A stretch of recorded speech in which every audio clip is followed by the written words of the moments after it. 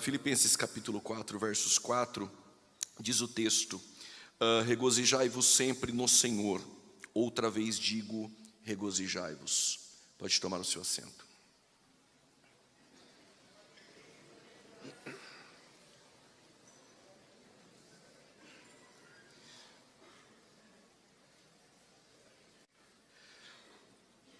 O apóstolo Paulo, quando ele vai escrever essa carta à igreja de Filipenses, o Paulo está em uma prisão em Roma. Nessa prisão é do saber dos irmãos que ele escreve 4 cartas, e Filipenses é uma dessas. É uma das cartas mais afetivas de Paulo a uma igreja. Temos Paulo escrevendo cartas a Corinto, a Galácia, a Colossos, a Tessalônica, mas quando ele escreve à igreja de Filipenses, é perceptível o coração de Paulo, a afeição de Paulo nessa epístola. Paulo, ele havia fundado a igreja de Filipenses na sua segunda viagem missionária. Este mesmo Paulo que, quando Jesus dissera aos discípulos: ficai em Jerusalém até que do alto sejais revestidos de poder, para serdes minhas testemunhas na Judéia, Samaria e nos confins da terra. Dentro da mentalidade divina, se assim podemos dizer, Deus já tinha Pedro, a ideia de Pedro na Judéia, de Filipe em Samaria, e já era o plano de Deus a conversão de Paulo, que pela presciência já sabia que seria um vaso escolhido para ir aos confins da terra. Então nós vamos ter, após o revestimento de poder em Atos capítulo de número 2, nós temos Pedro se levantando, cheio do Espírito, pregando o seu primeiro sermão, e quase 3.000 almas se converte. Depois nós vamos ter no capítulo 3, o primeiro milagre da geração apostólica, e outra vez Pedro pregando, e quase 5.000 almas se converte. Já no capítulo de número 4, nós temos a primeira prisão, Pedro e João. No capítulo de número 5, o primeiro pecado de Ananias e Safira. Enquanto isso, no capítulo de número 6, em meio a uma contenda, nós vamos ter a instituição dos diáconos, entre eles Estevão, que no capítulo de número 7 é o primeiro mártir a ser morto na igreja. E no capítulo de número 8, o evangelho chega pela primeira vez em Samaria. E em Atos capítulo de número 10, a experiência de Pedro, o primeiro gentil se converte, a saber, Cornélio. E nesse ínterim nós temos no capítulo de número 9, Paulo pegando cartas ao caminho de Damasco.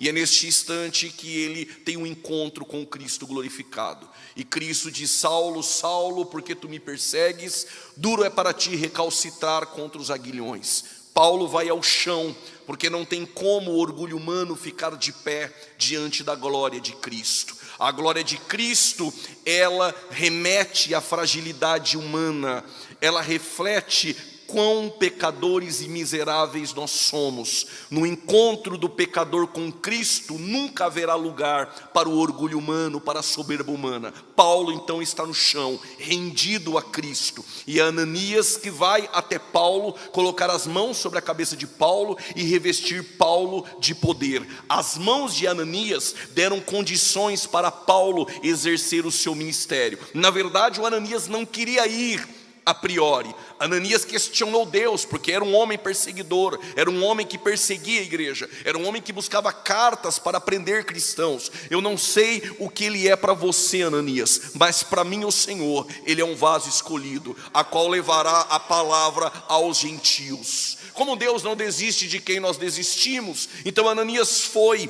até Saulo de Tarso, e ele colocou as mãos sobre a cabeça de Paulo e deu condições para Paulo exercer o seu ministério. Vai aqui um conselho, porque isso aconteceu já comigo. Nem sempre são as grandes portas que irão te projetar em lugares maiores, porque as grandes portas sempre irão girar em pequenas dobradiças.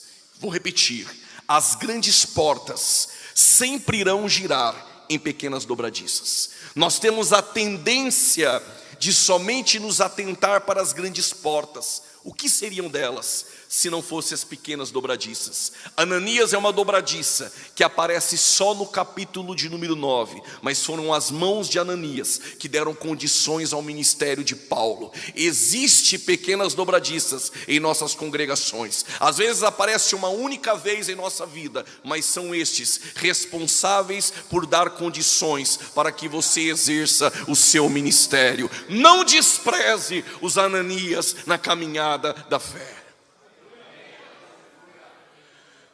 Atos capítulo de número 11, alguns homens do norte da África, de Chipre e de Cirene, eles chegam para pregoar o evangelho na terceira maior cidade daquele tempo, Antioquia. Ficava somente atrás de Roma e de Alexandria. A pena lucana não registra o nome desses evangelistas, desses missionários. Na verdade, Lucas não estava preocupado com nomes, mas Lucas deixa um registro importante. As mãos do Senhor eram sobre eles. As mãos do Senhor eram sobre eles. As mãos do Senhor eram sobre eles. As mãos do Senhor eram sobre eles. O que seria de nossa vida cristã, do nosso ministério? Não é o nosso nome. Não é porque você é bom. Não é porque você canta bem. Não é porque você prega bem, não é porque você ensina bem, não é porque você não falta no culto, não é porque você é um bom dizimista, não é porque você decorou as músicas do culto, é porque as mãos do Senhor estão sobre nós. A igreja sede em Jerusalém sentiu necessidade de alguém para pastorear em Antioquia. Barnabé é este homem selecionado a igreja de Jerusalém, enviado até Antioquia. Quando ele chega, ele fica por um tempo, o texto não diz, mas depois ele sente necessidade de alguém para trabalhar com ele afinco em Antioquia. Ele vai atrás de Saulo, ele encontra o Paulo e o Paulo vai com ele até Antioquia, e é de lá que eles vão para a primeira viagem missionária. O Barnabé ele vai levar consigo o seu sobrinho João Marcos. Eles vão pelo caminho da Frígia, da Sicília, da Galácia, e eles voltam para Antioquia. Passado algum tempo, é do coração dos missionários irem mais uma vez. Missionários estes que em Atos capítulo de número 13, o Espírito Santo havia separado Barnabé e Saulo. Enquanto isso, no capítulo 12, o primeiro apóstolo Tiago estava sendo morto à espada por Herodes. Neste momento, o Paulo ele tem o desejo de partir mais uma vez para a segunda viagem missionária.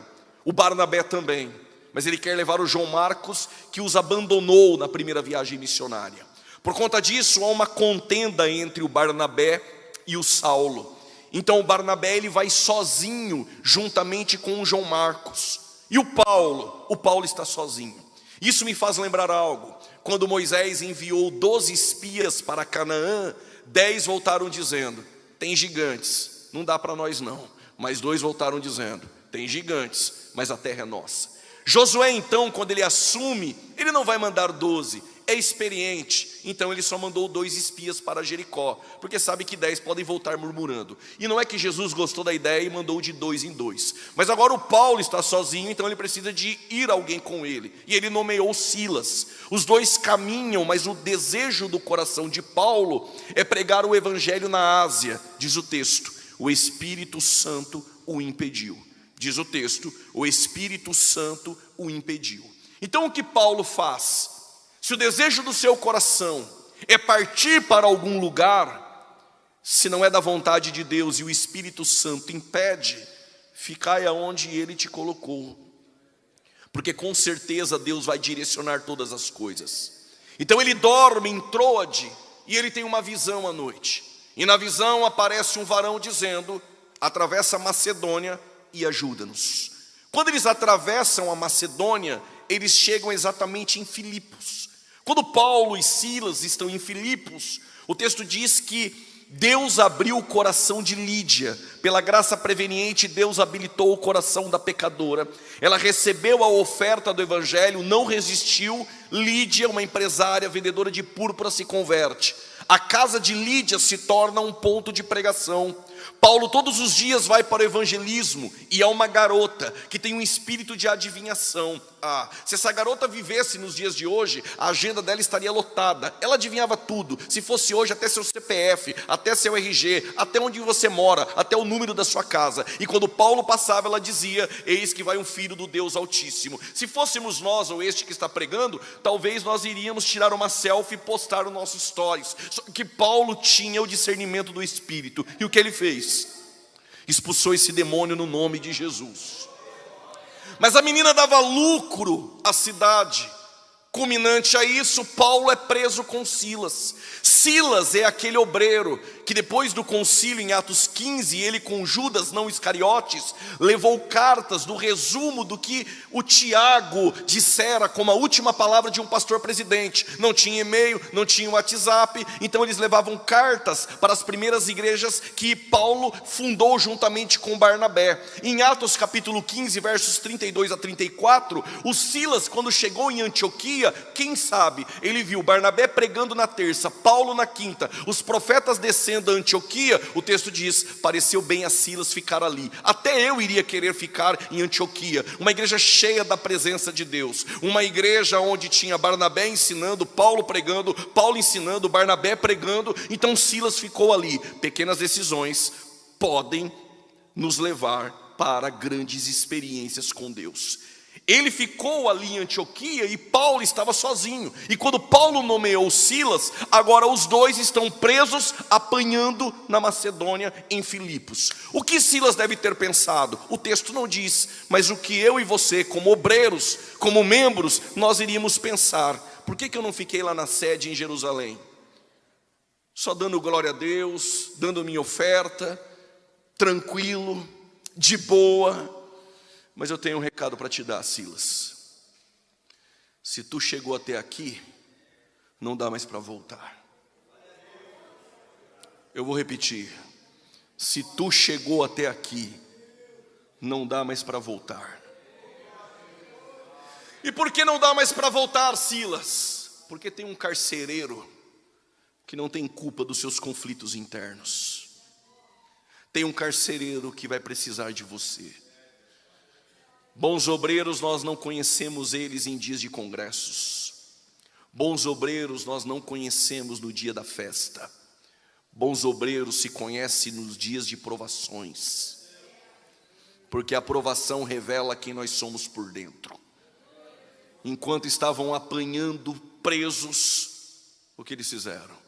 A provação revela quem você é por dentro. Paulo e Silas cantaram hinos e oravam. Adoravam e oravam, adoravam e oravam. Quem faz em tempo de crise o que ninguém quer fazer, também vai vivenciar experiências que os outros não viveram. Por causa desse glória a Deus, eu vou repetir mais uma vez. Quem faz em tempo de crise o que ninguém quer fazer, também vai viver experiências que os outros não viveram. Houve um terremoto, e se o Silas tivesse voltado, não tinha contemplado essa experiência. Os olhos de Silas viu as mãos de Deus, Paulo viu as mãos de Deus, e o carcereiro quer se matar. Paulo diz: não faça isso. Ele disse: então o que eu faço? Crê no Senhor Jesus, e será salvo tu e tua casa. O primeiro membro da igreja de Filipos é uma empresária, Lídia. O segundo membro da igreja de Filipos era uma menina que era endemoniada, agora liberta. O terceiro membro da igreja de Filipos, um carcereiro. Não sei se a casa dele era a família ou a guarda pretoriana. O grego dá para nós essa disponibilidade de ser um ou outro. Mas Paulo, quando sai dali, ele passa em algumas regiões que amanhã irei falar. 10 anos se passam depois de fundar a igreja de Filipos. Paulo está preso. E Paulo escreve uma carta a essa igreja, que há 10 anos antes ele fundou. Ele lembra de Lídia. Ele lembra da menina que tinha um espírito de adivinhação. Ele lembra do carcereiro. Ele lembra dos membros de Filipos, a igreja que foi fundada na segunda viagem missionária. Paulo está preso, mas pega um tinteiro, uma pena, um pergaminho e escreve a carta à igreja de Filipenses. E ele diz: eu e Timóteo. E Paulo coloca o coração na carta e diz que não deixou de rogar, orar e suplicar o amor que Paulo tinha à igreja de Filipenses. E Paulo ainda diz a eles: fiquem tranquilos, porque aquele que começou a boa obra, ele é fiel para terminar. Aquele que começou a boa obra, ó Filipenses, ele é fiel para terminar. Aquele que começou a boa obra por nós, a salvação, em nós a santificação e por meio de nós o serviço. Aquele que começou essa boa obra, ele é fiel para terminar. O que tem na carta aos Filipenses como cerne, como estrutura? A alegria. Se nós fôssemos perguntar qual a objetividade da carta aos Filipenses, Paulo está dizendo: vocês têm que ter alegria. E a própria carta, ela tem uma divisão espontânea. Capítulo de número 1, alegria em padecer. Capítulo 2, alegria em servir. Capítulo 3, alegria em crer. Capítulo 4, alegria em dar. O que Paulo está dizendo é que tenham alegria quando vocês padecem por Cristo. Tenham alegria quando vocês servem a Cristo. Tenham alegria em crer em Cristo. Tenham alegria em dar. E no capítulo de número 1, Paulo chama a atenção dizendo: vocês têm que ter alegria em padecer por Cristo. Paulo não é o pregador que Deus vai dar vitória, Deus vai te honrar. O que Paulo está garantindo aos Filipenses é: nem sempre Deus alivia a carga, mas uma coisa é certa: Ele prepara as estruturas e fortalece para você enfrentar as agruras. E é paradoxal o que Paulo vai dizer. É em confronto com a autoajuda. É um confronto com o evangelho mercantilista. Paulo está preso e está dizendo para quem está livre: tenham alegria em padecer por Cristo. Tenham alegria em padecer pelo nome de Cristo. Aí Paulo diz: porque a guarda pretoriana e as minhas cadeias contribuíram para o avanço do evangelho.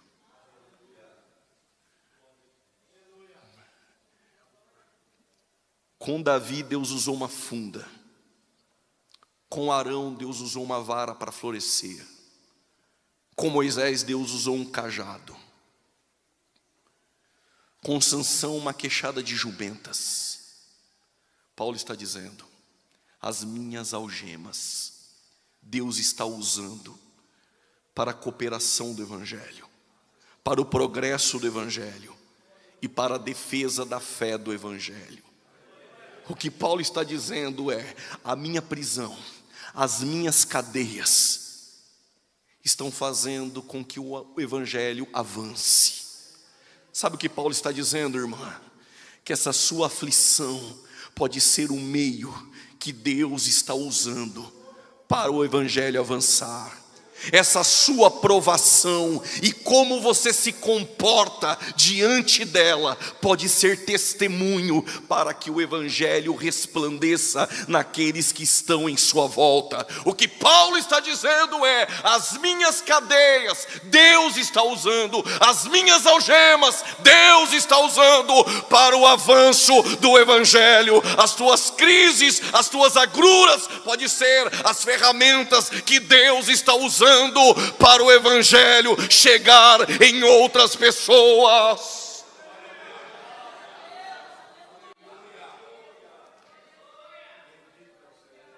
De maneira que as minhas cadeias se tornaram conhecidas em toda a guarda pretoriana, disse Paulo, e de todos os demais. Deus não usa só o bom pregador, Deus não usa só o bom cantor, Deus usa suas aflições também. Deus usa suas provações também. Como você reage diante delas. Se você tem alegria em padecer pelo nome de Cristo, saiba, essa é a ferramenta que Deus está usando por meio de ti. Quando Paulo termina de falar sobre alegria em padecer no capítulo 1, ele vai para o capítulo 2. E Paulo vai ensinar os filipenses a terem alegria em servir. E é interessante que Paulo, ele dá uma receita. Se você considerar o seu próximo superior a ti, você já está no caminho da interação do exercício serviçal. Agora Paulo, ele apela, ele vai trazer um modelo de servo na sua carta para ensinar os filipenses o que é servir. E ele coloca Cristo. Ele diz, ele não teve por usurpação ser igual a Deus. Esvaziou-se de si mesmo. Esvaziar-se de si mesmo, esse kenosis, não significa deixar de ser Deus. É abrir mão dos privilégios. Eu abro mão dos privilégios para me tornar servo, semelhante aos homens. A expressão servo, doulos, é escravo. Eu não tenho por usurpação ser igual a Deus. Abro mão dos privilégios, mesmo sendo em forma de Deus. Me faço semelhante aos homens, como servo, obediente até a morte e morte de cruz. Esse é o estado de humilhação, mas Deus o exaltou soberanamente e lhe deu um nome que é acima de todos os nomes. E chegará o dia em que todo joelho há de se dobrar, em que todo joelho há de se dobrar. E se não quiser fazer isso hoje, não precisa, mas chegará o dia em que toda língua confessará: Ele é Senhor.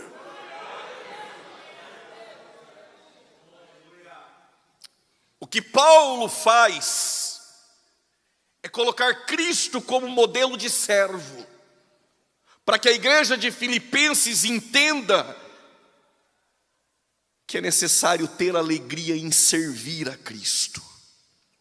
Eu lembro que quando Jesus está na Páscoa e vai instituir a ceia na mesa com os discípulos, só João no capítulo 13 registra isso.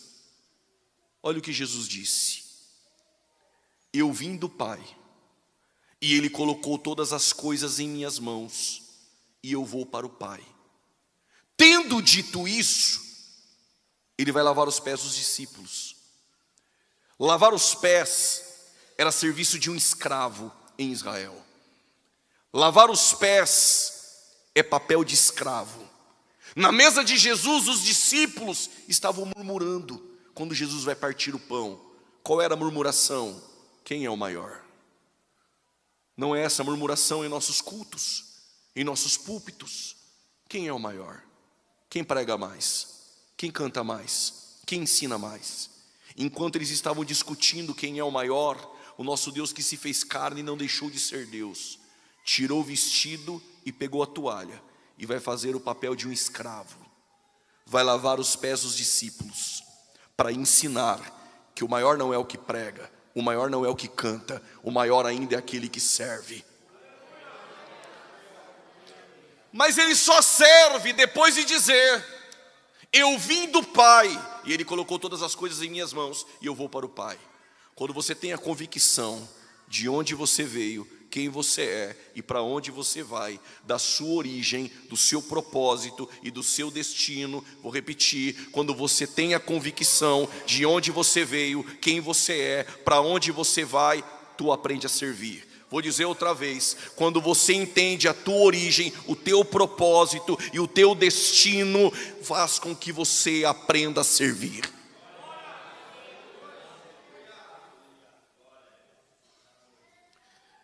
Por gentileza, me permita. Se tu és sal, o sal se coloca em cima. Se o sal não servir, ele é colocado embaixo para ser pisado. Não sei se você entendeu. O propósito do sal é salgar. O sal serve para salgar. Se ele não serve para o seu propósito, então ele é colocado embaixo. Mas quando você serve para o propósito a qual você foi chamado, o teu lugar é em cima. Não me confunda. Quando eu digo em cima, não estou dizendo acima dos seus irmãos. Acima é alcançar uma maturidade e um nível de espiritualidade maior.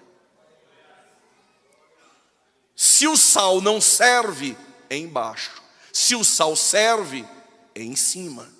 Se tu não serve, é embaixo. Se tu serve, alcançou maturidade. Se tu serve, alcançou maturidade. Se tu serve, entendeu a maturidade da fé. A maturidade da fé, o nível que se atinge é esse: servir.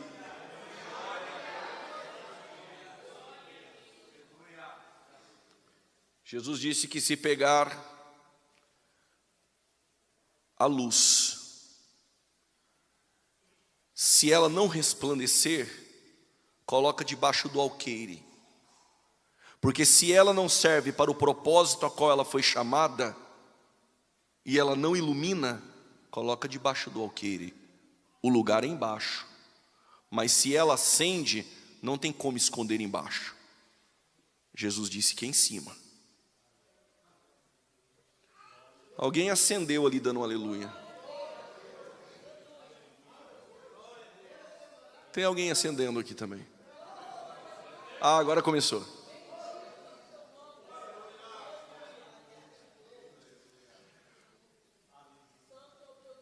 Aí o Paulo, depois de apresentar Cristo como modelo de servo, ele vai falar que Timóteo será enviado. Ele está dizendo, o Timóteo está à disposição do ministério. Será que você está também?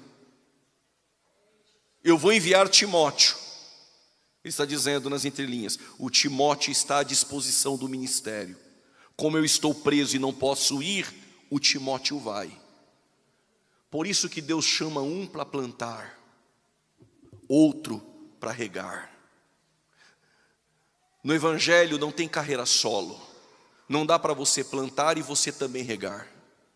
Um planta, outro rega. E Deus dá o crescimento.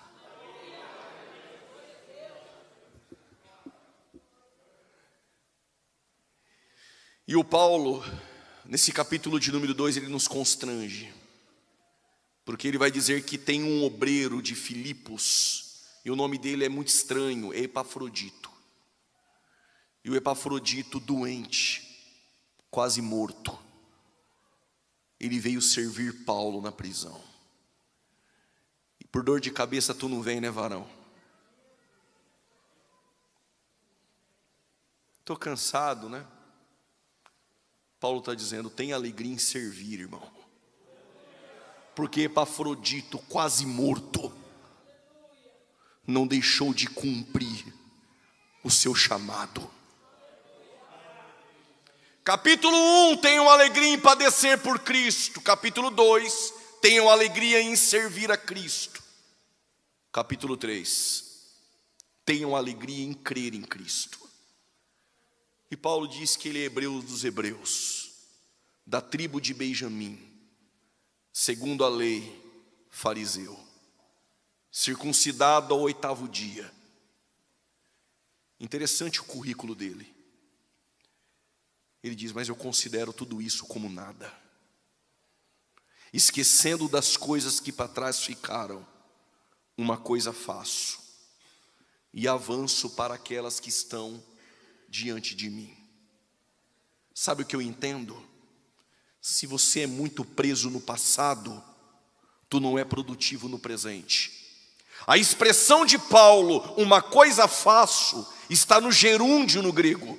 Ou seja, não é aquele que faz e deixa de fazer, é aquele que faz e continua fazendo. Se você continua fazendo, é produtivo no presente. Para ser produtivo no presente, deixe de se apegar nas coisas que para trás ficaram. Seja produtivo no presente para alcançar as que estão diante de ti.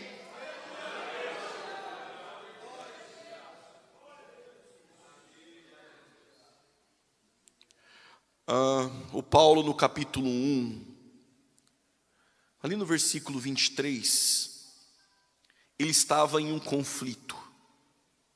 Quem sabe passava pela mente paulina de que ele poderia ser morto por conta das perseguições. E Paulo no conflito, ele está dizendo que se ele viver na carne, é lucro, porque ele é produtivo. Mas se ele partir, ele também tem esse desejo, porque ele sabe que vai estar com o Senhor. Aí no capítulo 3, o Paulo está falando sobre a alegria em crer. Qual a convicção de Paulo? Se eu ficar, eu sou produtivo, mas se eu partir, glória a Deus, eu vou estar com Cristo. Enquanto você não partir, seja produtivo. Enquanto você não partir, continue fazendo. Enquanto você não partir, deixe o passado, o ressentimento que lá ficou, seja produtivo no presente. E lembre, ainda não alcançamos, não que haja alcançado, mas continuo caminhando, buscando as coisas que estão distantes de mim.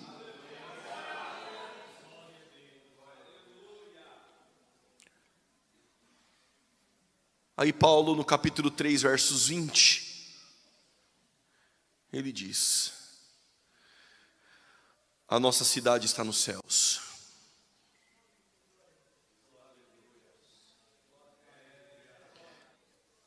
Tu sabe que tem gente que é edifício. Alguns aqui é tenda. Edifício, ele se apega.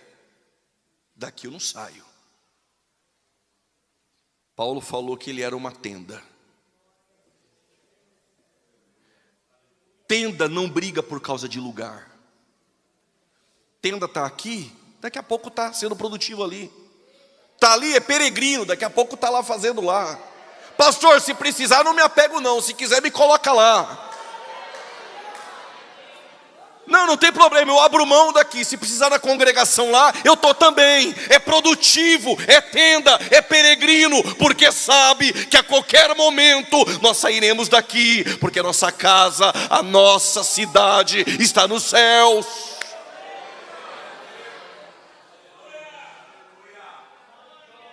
Leia Hebreus 11. Abraão peregrino, cada hora estava num lugar, porque sabia que há uma cidade não feita por mãos humanas. A busca daqueles que viveram pela fé, que estão na galeria da fé, que são a nossa nuvem de testemunha, são aqueles que não se apegaram nessa terra. Por isso o texto diz, terra esta, que esses homens nem eram dignos de estar nela. Por quê? Porque alcançavam algo maior, porque buscavam algo maior, porque queriam e desejavam algo maior.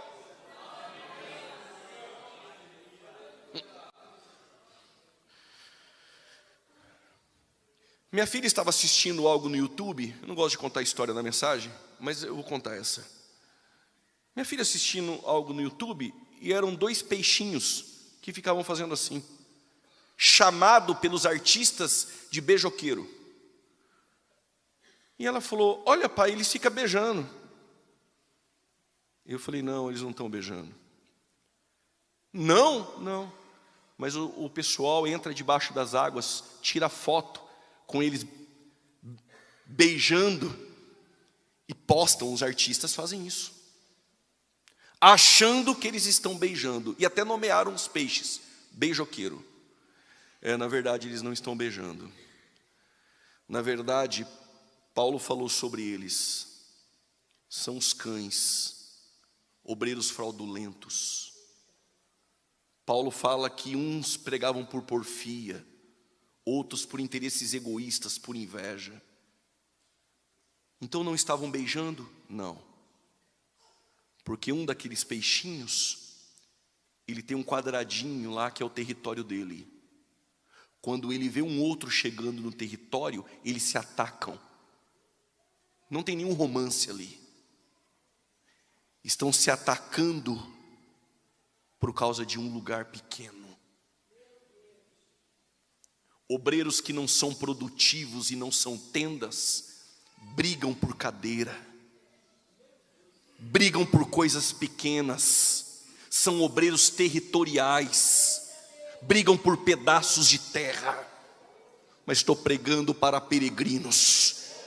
E a palavra de Paulo é: tenham alegria em crer, porque Paulo diz: a nossa cidade está nos céus.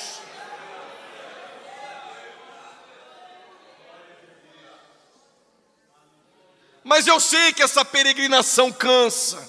Eu sei que ser produtivo no presente cansa. Ou não cansa, obreiro? Cansa. Tenho um conselho para te dar. Se você é direcionado pelo peso da responsabilidade, teu chamado é um fardo. Mas se tu entendeu que não é o peso de uma responsabilidade, mas é o peso da chamada, teu ministério é leve. Porque tem obreiros que só reclamam. Porque tudo que faz entende que é responsabilidade. Aí é um fardo. Quando tu entender que o que vem em tuas mãos faz parte da chamada, teu ministério é leve. E eu tenho uma boa notícia para vocês que estão cansados fisicamente. Versículo 21, Paulo disse que esse corpo abatido, logo, logo em breve, será transformado. O que Paulo está dizendo? Tenha alegria em padecer, tenha alegria em servir, porque a qualquer momento nós estaremos na nossa cidade. Agora Paulo vai para o capítulo de número 4. Agora vai acabar o glória a Deus, eu já sei. Ele fala sobre alegria em dar. É bem-aventurada coisa é dar do que receber.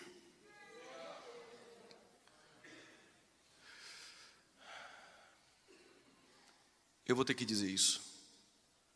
Se escandalizar não tem problema. Evangelho você não entra para ganhar. Evangelho a gente entra para perder.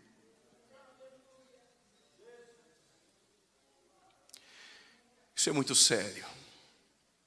Evangelho você não entra para ganhar. Só se for o impostor da fé. Evangelho a gente entra para perder. Membros até a gente dá um desconto, vem para o culto, só quer ganhar, só quer receber, só quer levar. Obreiros não. Ana ia todo ano para o culto em Siló. Eu quero ganhar, eu quero ganhar, eu quero ganhar. Deus nunca deu. No dia que ela entendeu o que é o reino, ela falou: já sei. O que o Senhor me der, eu devolvo.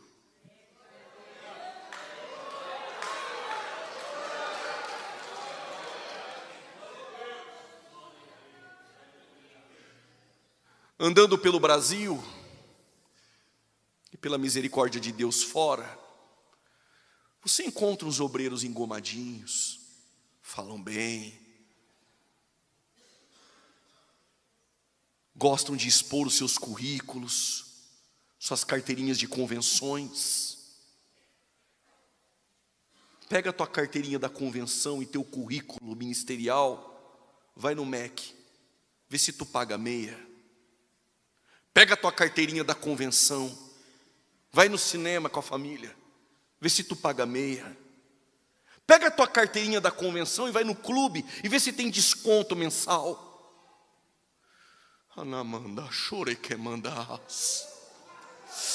Mas pega a tua carteirinha da convenção e vai no presídio para ver se tu não entra. Vai no hospital para ver se tu não ora. Tá entendendo o que é evangelho, rapaz? Aqui você não entrou para ganhar, aqui nós entramos para perder.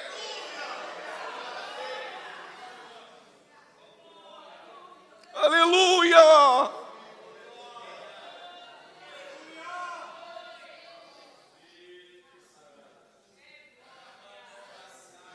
Em Lucas 14, Jesus disse aos discípulos: quer ser meu discípulo?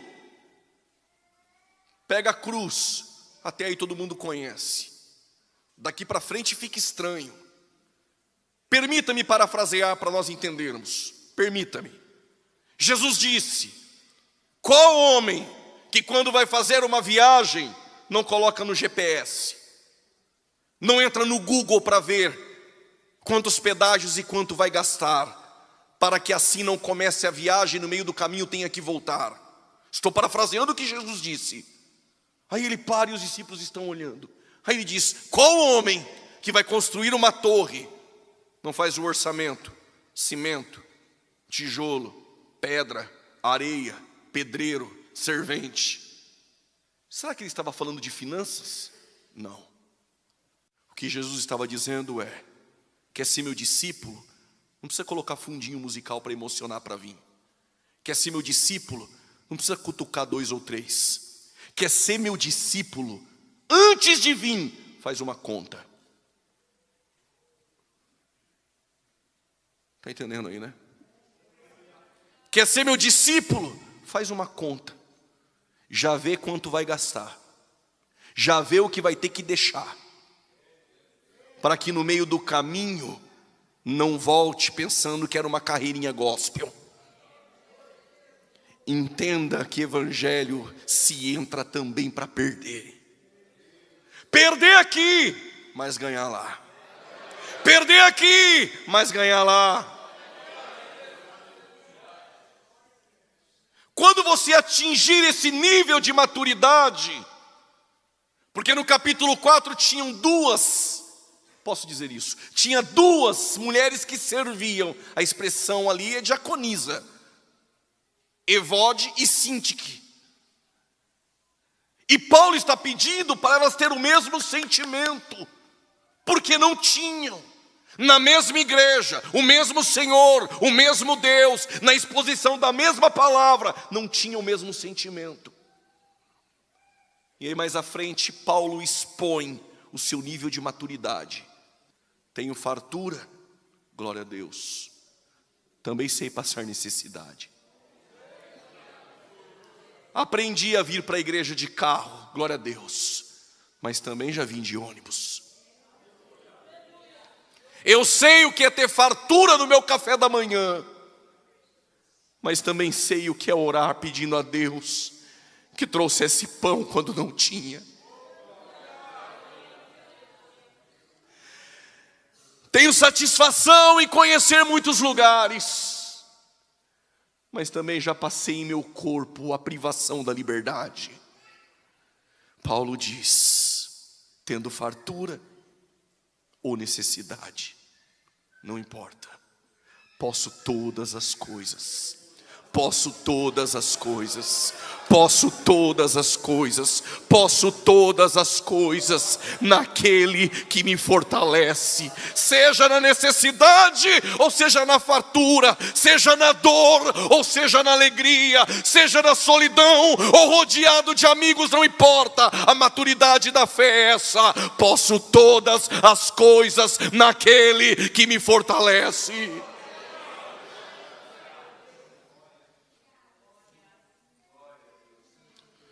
Só por causa desse obrigado, Senhor, eu deixo uma promessa para ti, irmã. Quem quer pegar, pega. Não é palavra de efeito de pregador, não. Palavra de Paulo. Você tem alegria em dar? Tem alegria em se doar pela obra?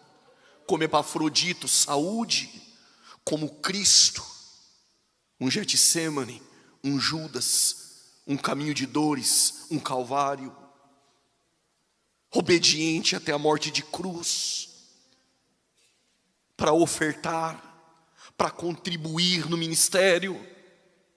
Capítulo 4, versos 19. Aqueles que têm alegria e se regozijam em dar em breve.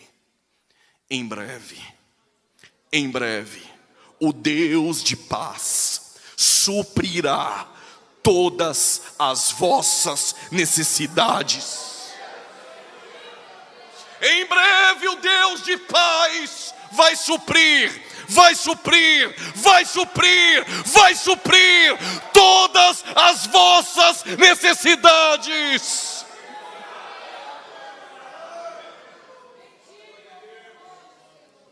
Seja grato, porque Ele já supriu a de vós. Tenham alegria em padecer, tenham alegria em servir, tenham alegria em crer, tenham alegria em dar. E aqui eu encerro. Regozijai-vos sempre. Quem está escrevendo é um prisioneiro. E ele está dizendo: tenham alegria sempre. Outra vez digo, tenham alegria no Senhor. Deus abençoe em nome de Jesus.